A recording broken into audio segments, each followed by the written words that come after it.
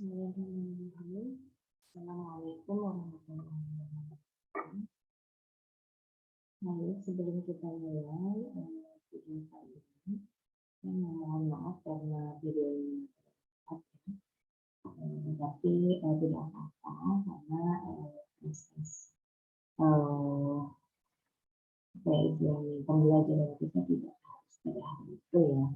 Jadi insya Allah bisa belajar kapan saja seperti itu. Baik, hari ini kita akan membahas mengenai teori dasar pertama dalam ekonomi publik. Maksud saya bahwa ini adalah hal dasar yang perlu kita pahami terlebih dahulu, yang perlu kita ingat-ingat lagi sebelum kita masuk ke dalam bab yang lebih spesifik terkait dengan ekonomi publik.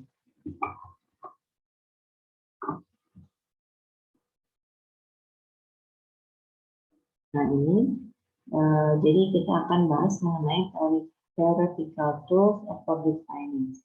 Jadi kan saya kemarin sudah menjelaskan kenapa kita harus belajar mengenai ekonomi publik. Nah ini salah satu cara untuk memahami bagaimana pemerintah itu memberikan sebuah kebijakan, menetapkan sebuah kebijakan dalam ekonomi publik itu pasti berdasarkan data dan juga teori. Nah, ini adalah teori ya. Jadi kita akan membahas mengenai terlebih dahulu apa dasar-dasar teori yang dipakai oleh pemerintah untuk menetapkan sebuah kebijakan. Jadi sini sebenarnya selain dari buku ini, buku Gruber ini ada 5 pembahasan ya, termasuk conclusion, tapi kita tidak akan membahas semua, mungkin hanya akan membahas mengenai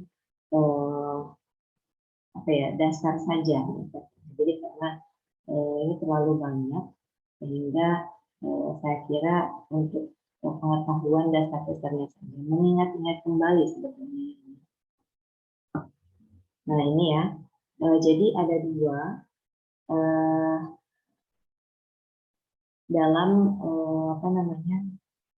dalam menetapkan sebuah kebijakan yang dipakai oleh pemerintah itu ada 2. Yang pertama theoretical tools, yang kedua adalah empirical tools.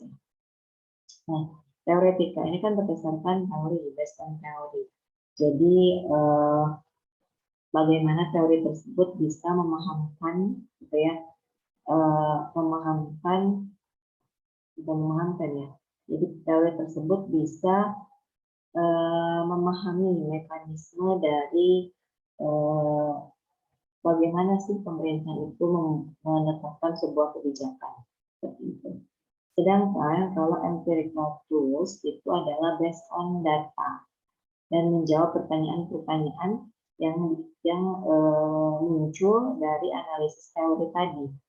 Gitu. Jadi biasa ya kita kalau dalam penelitian based on teori lalu kita jawab dengan tools empiris seperti itu.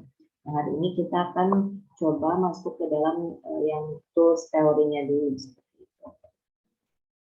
Oke, ya yang pertama subbab pertama sebetulnya ini adalah tidak asing lagi seharusnya ya bagi kalian karena memang sudah dipelajari di ekonomi mikro ya. Ini adalah dasar-dasar sekali mengenai constraint utility maximization. Jadi bagaimana memaksimalkan utilitas ya. Memaksimalkan utilitas saja dulu bahasa Indonesia. Nah ini jadi kita akan bahas dulu bagaimana fungsi atau kurva dari utility. Kemudian nanti kita akan melihat bagaimana ketika kurva tersebut bagaimana memaksimalkan utilitas seperti itu. Intinya seperti itu ya. Oke, untuk fungsi utility mengingat-ingat kembali ya ini adalah mengenai set of preferences atau keinginan dari individu. Keinginan dari individu itu, keinginan itu terkumpul menjadi sebuah fungsi utility function atau kurva utilitas. Yang ini menunjukkan adalah kesejahteraan yang didapatkan atau manfaat yang didapatkan oleh individu tersebut karena mengkonsumsi suatu barang, mengkonsumsi satu bundel, satu set barang antara barang A dengan barang B. Nah, ini di-compare antara dua barang di dalam satu. Sedangkan kalau constraint utility maximization atau memaksimalkan ini yang memaksimalkan keuntungan, yaitu memaksimalkan kesejahteraan. Nah, ini adalah maksudnya adalah bagaimana proses memaksimalkan kesejahteraan dari seorang individu itu, tetapi tetap dibatasi oleh kemampuan membayar, budget constraint, ya. Jadi kemampuan dia untuk membayar barang tersebut. Nah, itu constraint utility maximization. Nah, ini jadi ada dua, ya. Jadi ada mathematical dan juga ada grafik. Jadi ada secara matematis persamaan, kemudian juga secara grafis. Ininya apa namanya, analisisnya. Jadi kita masuk ke yang pertama. Sebelum masuk ke apa tadi, constraint utility maximization, jadi kita perlu ingat-ingat dulu kurva yang paling dasarnya mengenai preference dan indifference curve. Ya. Jadi preferensi itu kan apa ya, keinginan individu untuk mengonsumsi, ya, memilih yang mana.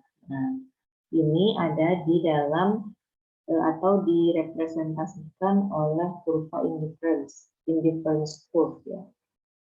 Jadi apa namanya, kurva ini memperlihatkan kombinasi dari barang-barang yang yang dipilih oleh seorang individu agar ia bisa apa ya istilahnya, agar ia bisa sejahtera. Nah,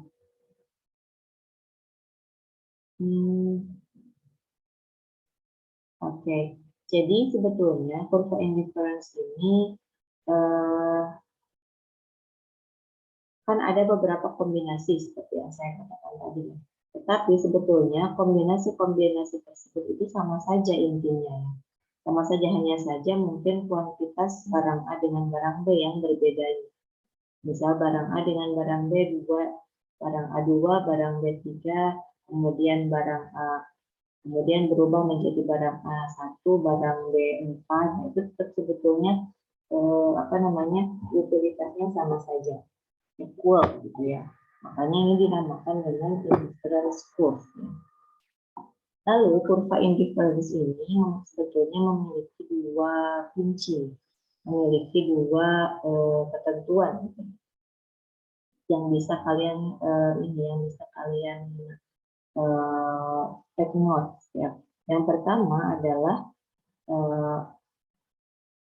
konsumen itu selalu memilih kurva indifference yang tertinggi, ya, karena memang kurva indifference yang tertinggi itu menunjukkan bahwa utilitasnya itu besar, jadi kesejahteraannya juga paling besar. Nah, yang kedua adalah indifference curve ini selalu kurvanya downward sloping, artinya ke bawah, yang bergerak ke bawah. Nah, nanti kita lihat ya. Nah, ini. Nah, kalian bisa lihat di sini ya. Ini adalah kurva dari indifference curve. Di sini menunjukkan ada dua barang, kombinasi dua barang, yaitu CD dan juga dengan movie. Jadi seseorang menginginkan dua barang ini antara CD dengan movie.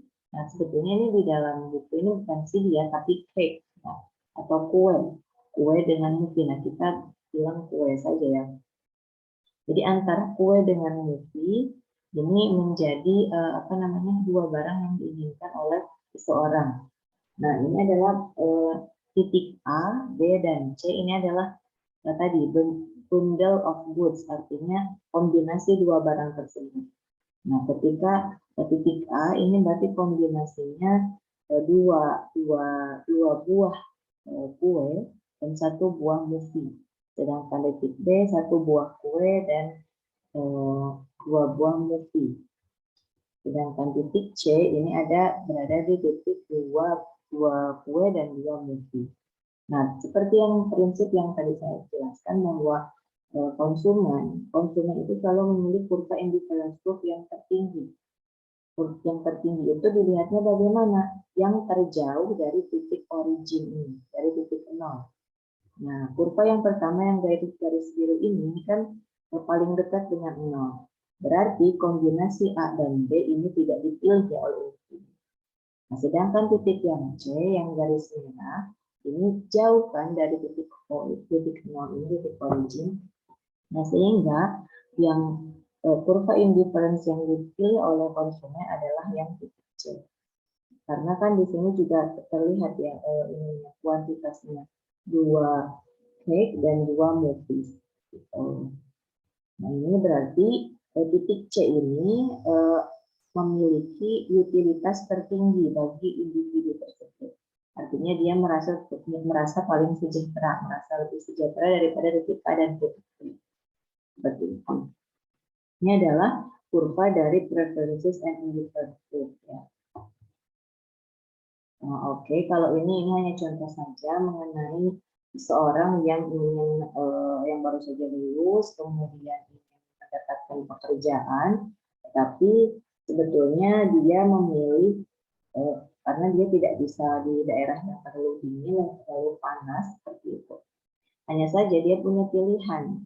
Titik B kita lihat ya di sini gajinya besar, tetapi daerahnya daerah dingin.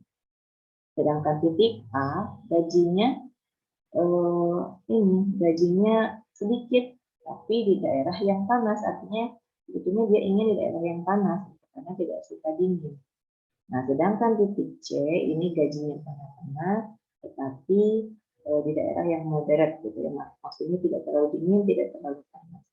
Nah, akhirnya kita bisa melihat di sini kombinasinya titik C yang akan dipilih ya, karena terlihat dari kurva indifference curve-nya yang lebih tinggi, yang lebih jauh dari titik origin.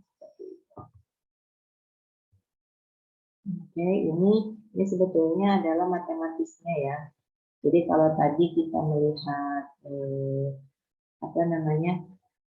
dari sisi grafis, nah ini dari sisi matematisnya.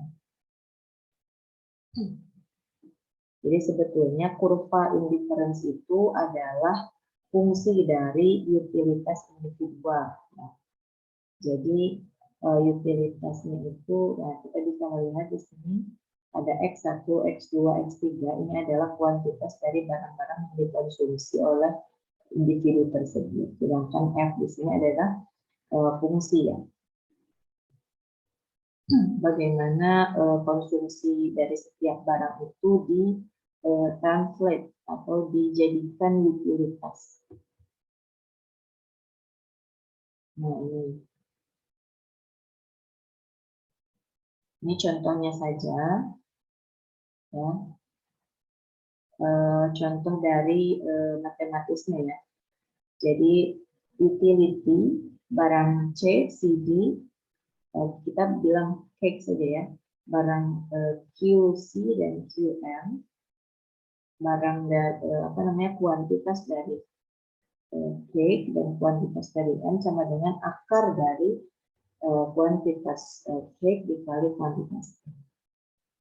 Nah, di bawah ini tadi seperti contoh yang tadi ya, ada kombinasi dua barang tersebut. Ada kombinasinya 41, 14 dan 33. Nah, ini sebetulnya utilitasnya sama saja, hanya saja kombinasi barangnya yang berbeda. Nah, oke. Nah, kita sudah paham mengenai continuous proof tadi, sudah bahas mengenai itu, kemudian kita masuk ke dalam marginal utility. Nah, apa itu marginal utility? Marginal utility ini, kalau tadi kan kok hanya kombinasinya saja. Tetapi kalau marginal utility, kita bisa lihat dari pertanyaan ini. How much the consumer like the good? Seberapa banyak konsumen itu menyukai barang tersebut. Nah, gitu ya. Nah, jadi marginal utility itu sebetulnya adalah tambahan ya. Berapa tambahan angka ya, utilitas yang diperoleh dari mengkonsumsi suatu barang. Jadi berapa tambahannya?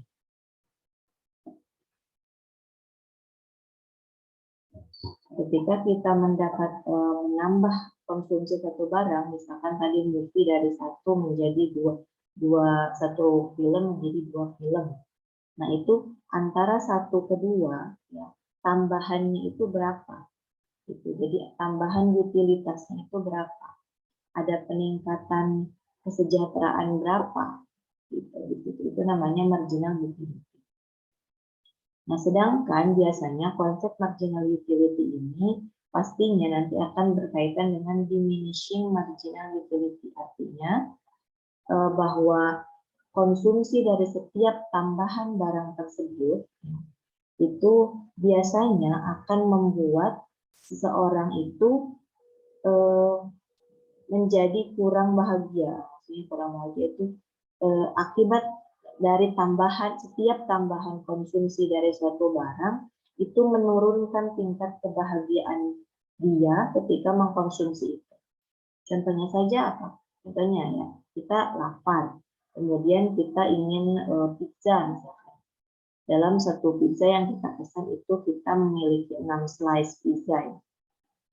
Tetapi ketika kita memakan yang pertama, ketika kita memakan slice yang pertama, rasanya sangat lezat dan itu sangat enak.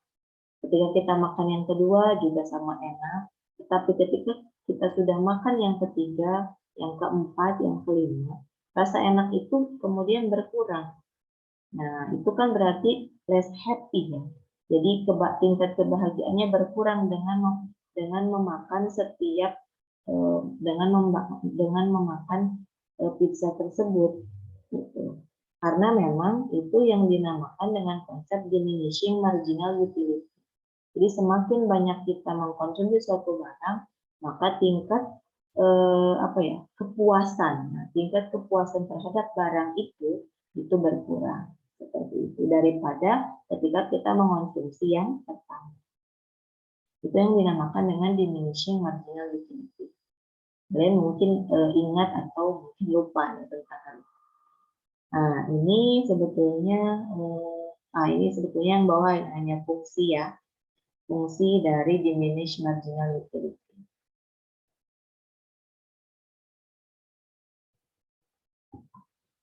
Nah, ini contohnya ya. Contoh dari grafis atau kurva marginal utility. Nah, sebetulnya untuk memahami berapa sih marginal utility-nya itu ada rumusnya ya. Sebetulnya kalian bisa baca di dalam buku yang Gruber untuk bisa memahami dari mana sih angka 1,41, 0,59 dan 0,45.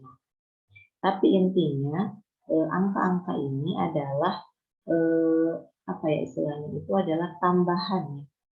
Itu adalah tambahan angka selisih maksud saya. Angka selisih dari kombinasi barang yang satu, yang titik paling atas, kemudian pindah ke titik yang kedua, dan pindah ke titik yang ketiga. Gitu. Nah, ini adalah kurva marginal utility yang menurun. Jadi downward sloping, jadi kurvanya ini menurun. Kurvanya ke sini. Artinya dia berbanding terbalik gitu. Jadi kalau kita lihat di sini ada first movie. Ini tingkat marginal utility-nya tinggi ya, 1,41. Tetapi ketika kemudian seorang individu itu melanjutkan ke film yang kedua, tingkat marginal utility-nya menjadi berkurang, jadi 0,59. Sedangkan yang ketika masuk ke yang ketiga malah lebih berkurang menjadi 0,45. Nah, ini adalah contoh diminishing marginal utility.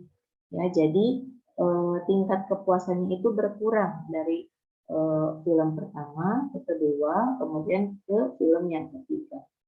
Nah, angka-angka yang di samping di garis vertikal ini adalah nilainya, nilai dari marginal utility, gitu ya. Nah, itu tadi adalah kurva dari marginal utility yang menunjukkan adanya diminishing, adanya pengurangan. Sedangkan ini adalah marginal rate of substitution, MRS. Ini adalah rate atau tingkat di mana seorang konsumen itu ingin menukar satu barang dengan barang yang lainnya, gitu ya. Nah, ini sebetulnya adalah MRS ini adalah slope dari kurva indifference curve yang tadi sudah kita bahas ya. Ini adalah kurva dari indifference curve. Bagaimana menghitungnya? Yaitu MRS ini adalah cara menghitungnya adalah dengan rumusnya minus marginal utility movie per marginal utility K. Ya. Maksudnya adalah di sini the rate at which the consumer will trade the goods on vertical axis for the goods on the horizontal axis. Jadi pembilangnya itu adalah barang yang ada di garis horizontal. Ya. Sedangkan penyebutnya itu adalah yang ada di garis vertikal. Pokoknya intinya rumusnya seperti itu. Jadi pembilangnya yang atas itu adalah barang yang ada di garis horizontal, sedangkan untuk penyebutnya itu yang ada di garis vertikal. Pasti akan seperti itu. Jadi tinggal ingat-ingat saja jadi horizontal per vertikal. Horizontal per vertikal. Jadi mana barang yang ada di horizontal, mana barang yang ada di vertikal. Itu nanti menjadi slope dari indifferent curve. Yang namanya apa? Slope-nya itu namanya adalah marginal rate of substitution. Nah, ini ya. Kalian bisa lihat di sini. Jadi ini ada slope-nya. Slope-nya yang ada di dalam kurva indifference curve. Selanjutnya, karena kita nanti akan masuk ke dalam constraint utility maximization, bagaimana memaksimalkan utilitas, ya, tetapi dengan batas-batas tertentu yang dibatasi oleh budget, nah, maka kita harus memahami juga tentang budget constraint. Ya. Budget constraint ini pembatasan jadi lupa bahasa Indonesia ya, budget constraint. Intinya saya cek lagi ya untuk bahasa Indonesia-nya, tapi intinya budget constraint ini ada merepresentasikan semua kombinasi barang, ya, semua kombinasi barang yang bisa dibeli oleh individu tersebut jika individu tersebut mengeluarkan seluruh pendapatan, menggunakan seluruh pendapatan. Jadi apa saja sih barang yang bisa dikonsumsi dengan pendapatan yang ia dapatkan seluruhnya itu. Ya, itu adalah budget constraint. Jadi pembatasan. Jadi ada batasan. Batasannya apa? Batasannya adalah pendapatan yang dia dapatkan. Gitu. Untuk membatasi apa? Membatasi barang apa saja yang bisa ia konsumsi. Gitu. Oke. Nah, di sini juga ada konsep mengenai opportunity cost atau biaya kesempatan ya. Biaya opportunity ini adalah biaya yang timbul ketika kita lebih memilih satu barang daripada barang yang lain. Gitu. Jadi ada kesempatan yang hilang dari kita mengonsumsi barang karena kita lebih memilih mengonsumsi barang yang lain. Gitu. Ada biayanya di situ. Oke, ini apa yang lain?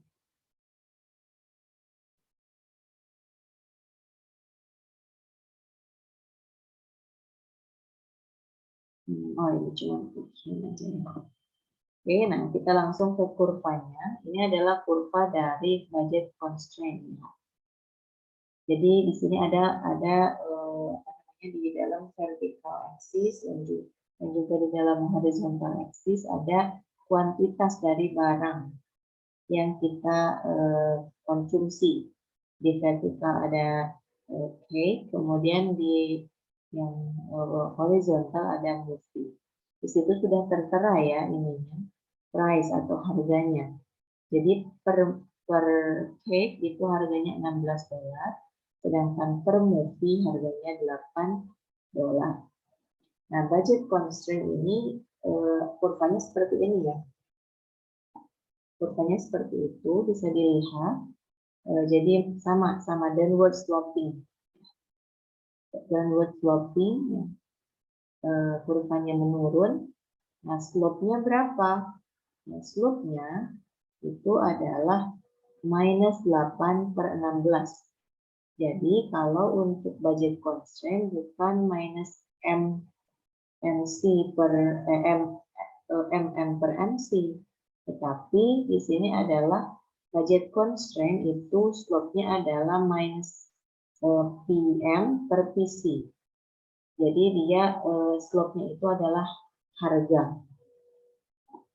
Jadi minus 8/16 ini kan PM atau harga dari movie itu kan 8, kemudian harga dari cake itu adalah 16. Maka slope-nya itu minus 8/16 sama dengan minus setengah. Nah, ini sebetulnya budget constraint ini menunjukkan kombinasi dari dua barang yang bisa dikonsumsi oleh individu tersebut. Ya, contohnya di sini dia memiliki pendapatan $96. Nah, dengan $96 maksimal yang bisa didapatkan yang bisa dikonsumsi oleh individu tersebut adalah 6 cake dan 12 movies. Ya. Itu adalah batasan paling atasnya ya. Hanya 6 cake dan 12 movies dengan total pendapatan $96. Nah, nanti kesananya nanti kita akan lihat bagaimana kombinasi-kombinasi dari indifference proof ya di bawah di bawah maksimum tadi, di bawah maksimum jumlah barang tadi. Kombinasinya berapa saja. Nah, tadi seperti yang saya katakan, ya, jadi kalau ini membahas mengenai slope tadi ya. Jadi slope-nya itu, slope dari budget constraint itu adalah berapa banyak satu barang yang bisa dibeli jika seseorang itu tidak mengkonsumsi yang lain. Tapi intinya tadi ya, intinya adalah PM per PC. Jadi harga dari movies per harga dari cake. Nah, karena movie ini ada di horizontal dan cake-nya ada di vertikal, kan tadi horizontal per vertikal, makanya PM per PC. Oke, ini hanya perbandingan dengan kurva tadi MRS ya. Jadi kalau PM per PC itu adalah slope dari budget constraint, sedangkan MRS adalah budget dari kurva indifference proof yang sudah kita bahas. Nah, jadi harusnya ya, kalau kita ingin mendapatkan utilitas yang maksimal, Nah, itu maka slope-nya itu harus sama. Jadi PM per PC sama dengan MRS. Atau apa? Atau ada tangensi. Tangensi itu ada apa namanya? Tangensi itu bahasa Indonesianya melekat, ada kelekatan antara kurva indifference curve dengan budget constraint curve. Ya. Jadi ada berhimpit, bertemu. Nah, nanti kita lihat. Nah, ini ya. Coba kalian lihat di sini. Di situ ada garis yang berwarna merah. Nah, garis yang berwarna merah ini, kurva yang berwarna merah ini, yang titik A itu namanya tangensi. Ada apa namanya ya? Ada berhimpit ya, berhimpit antara kurva indifference curve dengan kurva budget constraint. Ya. Kalian bisa lihat di sini. Nah, ini ya. Jadi kalau kita ingin memaksimalkan utilitas, ya, memaksimalkan utilitas, itu harus melihat atau harus memilih kurva yang kurva indifference curve-nya itu tangent dengan budget constraint. Nah, seperti contoh titik A ini. Ya.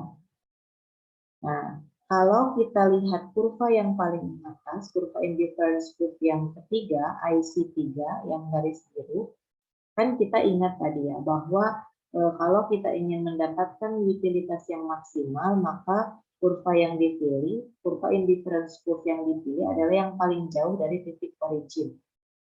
Ya, yang paling jauh dari titik origin. Nah, di sini. Tetapi kenapa tidak dipilih? Karena dia tidak tangent dengan budget constraint. Kan budget constraint itu ya budget kita hanya di garis merah ini. Sedangkan kalau utilitas yang paling maksimal di IC3 ini itu melebihi budget constraint ya, kita over budget dong. Makanya tidak dipilih. Sedangkan kurva yang paling sini, yang paling bawah, ini kan apa namanya? Ada bersinggungan juga di sini dengan budget constraint ya. Titik B dengan titik C. Tapi kenapa tidak dipilih? Karena lihat saja kombinasinya. Dia tidak tangent ya. Tidak bersinggungan di sini. Hanya ini saja. Titiknya ada di B dan C. Jadi tidak maksimal kalau yang ini. Karena di bawah budget constraint. Seperti itu. Sehingga yang dipilih adalah titik A. Titik A di mana kombinasi barang yang dihasilkan adalah 3 cake, 3 kue, dan 6 film. Nah, kombinasi dari 3 cake dan 6 film ini adalah yang memberikan utilitas paling tinggi pada individu tersebut. Dengan budget tadi, dengan budgetnya $96. Gitu. Jadi titik A inilah yang dipilih oleh individu tersebut. Jadi sesuai dengan budget dan utilitasnya juga pas. Gitu ya. Nah, oke, itu tadi sudah kita bahas. Jadi itu adalah constraint utility maximization. Jadi bagaimana cara untuk melihat utilitas yang paling maksimal berdasarkan budget yang tersedia. Seperti itu. Nah, lalu dari kurva tersebut, dari konsep tersebut, ada 2 efek yang dihasilkan. Ketika apa? Ketika harganya ini berubah. Jadi ada 2, yang pertama substitution effect dan income effect. Jadi ada efek substitusi dan ada efek pendapatan. Ya. Karena memang tadi kan harganya sudah tersedia ya, sudah sudah ada. Tadi kan harga MUP itu 8 ya, harga $8, sedangkan harga itu $16. Nah, jadi apa sebetulnya yang akan terjadi kalau ada perubahan harga? Nah, jadi ada 2 efek ini ya. Jadi ada substitution effect, ada income effect. Yang pertama, kalau efek substitusi ini maksudnya adalah bagaimana utility-nya tetap konstan, tetap tidak berubah.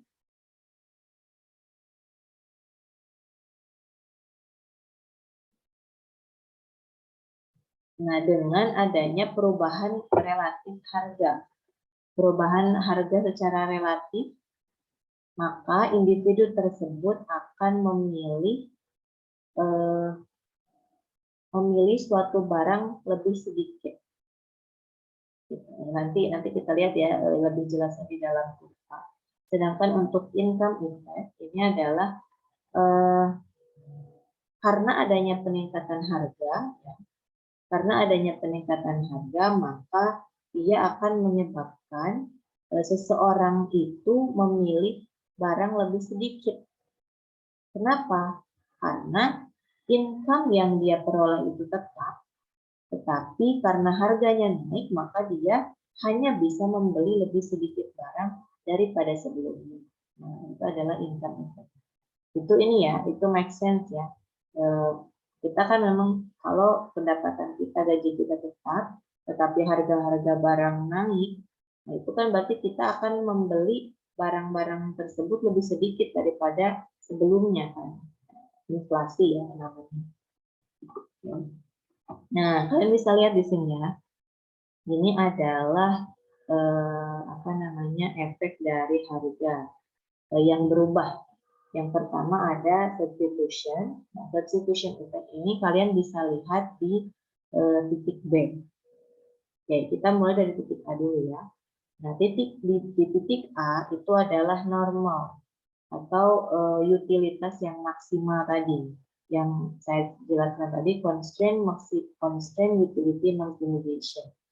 Jadi titik A adalah titik maksimal dari utilitas yang dimiliki oleh individu tersebut. Ya, kombinasinya 3 cake dan 6 movies ya. Nah, lalu ketika ada harga berubah, nah ada yang pertama efek substitusi. Jadi di sini ada peran pemerintah. Ya, ada peran pemerintah untuk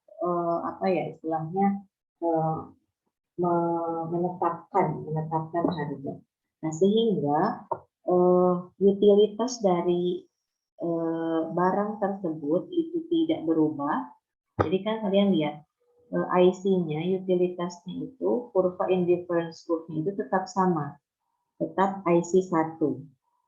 Nah, tetapi di sini budget constraint-nya ini berubah, ya, berubah menjadi lebih tegak, yang garis hijau. Nah, ini kenapa berubah? Karena di sini ada campur tangan dari pemerintah. Jadi budget constraint G, governance. Jadi di situ relative price-nya berubah. Nah, efeknya apa?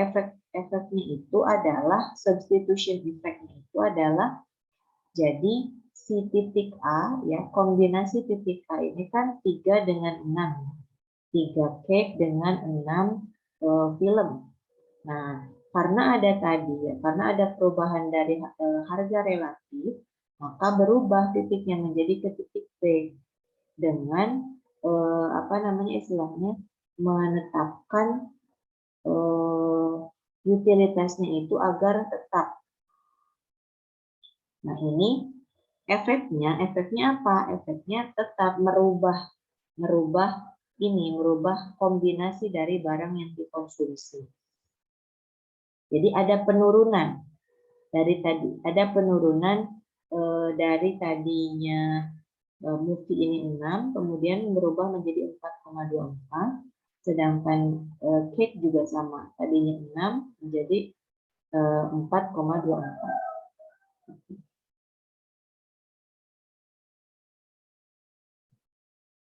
Ada perubahan di sini, penurunan maksud saya.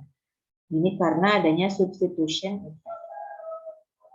Nah, lalu Yang kedua adalah income effect. Jadi efek dari pendapatan. Ini ketika harga naik, ya, ketika harga berubah menjadi lebih tinggi. Nah, ada dua perubahan. Jadi real income-nya itu berubah, utilitasnya juga berubah. Sehingga di sini kurvanya berpindah nih ke garis yang oranye dengan garis yang biru tua. Utilitasnya itu menjadi IC2, ya, indifference curve-nya. Kemudian budget concern-nya menjadi BC2 yang garis biru tua. Jadi utilitasnya menurun dari tadinya titik A ke titik C. Nah, ke titik C ini. Nah, budget concern-nya juga berpindah. Punya ini baru, kurva baru. Kenapa? Karena tadi kan income yang dia dapat itu tetap, ya.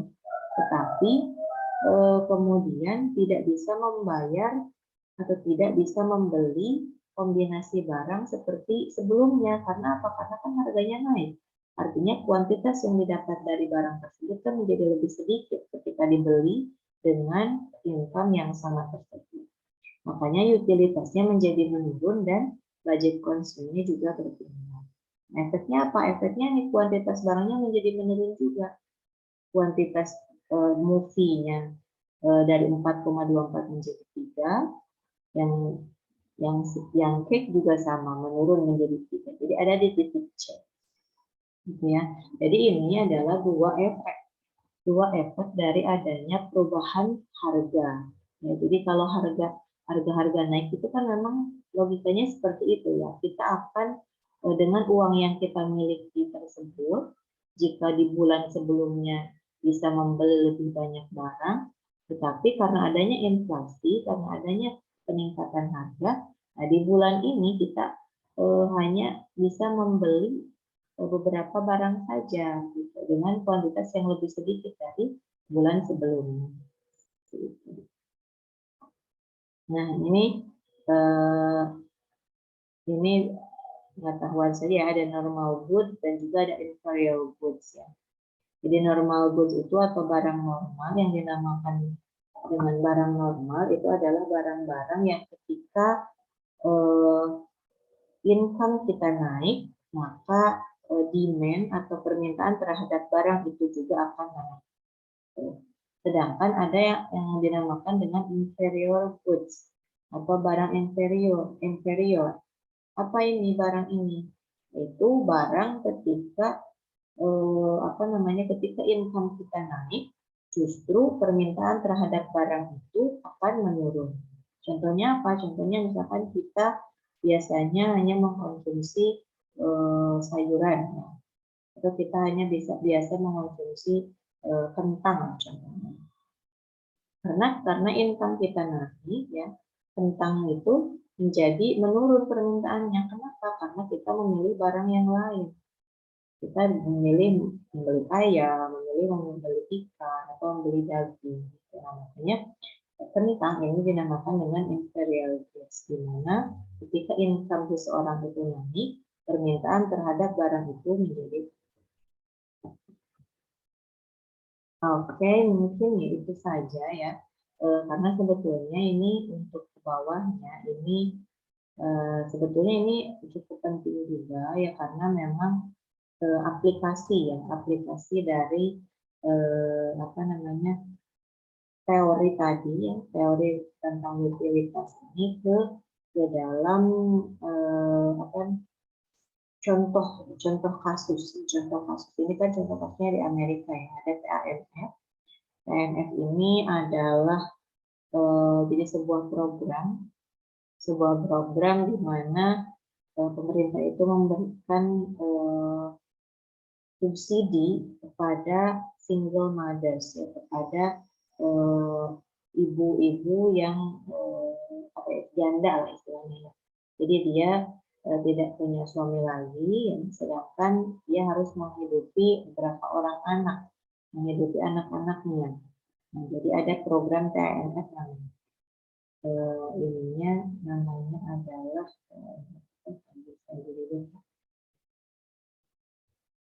TANF Pokoknya intinya dia itu program dari pemerintah yang memberikan subsidi kepada para single mothers agar mereka tidak perlu susah-susah untuk bekerja. Jadi setiap bulan itu ditanggung oleh pemerintah. Nah ini bagaimana teori tadi ya, tentang utility maximization ini diaplikasikan ke dalam ini, ke dalam contoh kasus, apakah TANF, ya, apakah single mothers-nya ini tetap mendapatkan subsidi tersebut atau dia didorong untuk bekerja, artinya labor supply among single mothers ini kemudian ditingkatkan. Intinya seperti itu. Ini hanya aplikasi saja, contoh aplikasi. Seperti itu. Mungkin itu saja yang bisa saya sampaikan di video kali ini. Mohon maaf atas segala kekurangannya. Terima kasih banyak untuk menyimak video ini. Nanti istilahnya ini hanya refresh ya, karena kan sebetulnya sudah dijelaskan dulu, sudah dijelaskan ketika kalian mendapatkan mata kuliah ekonomi mikro. Tetapi yang perlu kalian pahami di sini bahwa teori-teori ini berguna sekali untuk pemerintah ketika ingin menetapkan sebuah kebijakan di dalam ekonomi publik.